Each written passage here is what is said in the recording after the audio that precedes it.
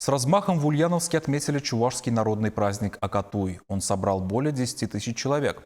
Гости приехали из Чувашии, Татарстана, Саратовской, Нижегородской, Пензенской и Самарской областей.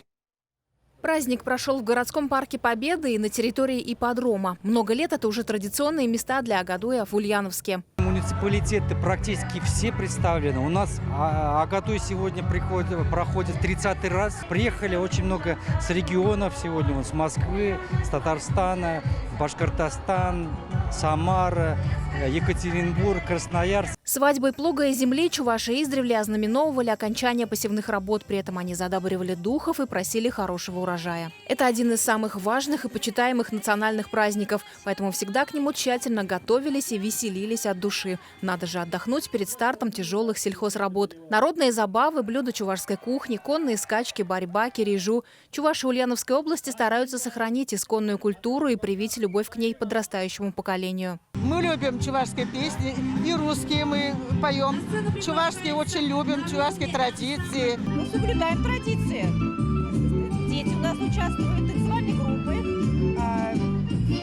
В школах тоже традиции не теряются. Есть у нас музей в нашей школе.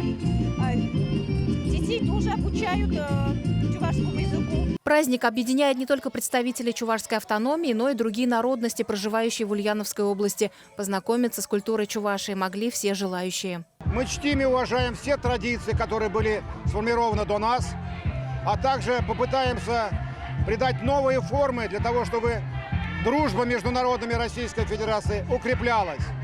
Потому что сила нашего государства всегда была в дружбе разных народов и вероисповеданий. Все районы области представили на празднике свои подворья. К примеру, жители чувашского села Чирикеево привезли из своего музея особо ценные экспонаты со старинной вышивкой, сохранившейся от мамы бабушек, лапти, сундуки.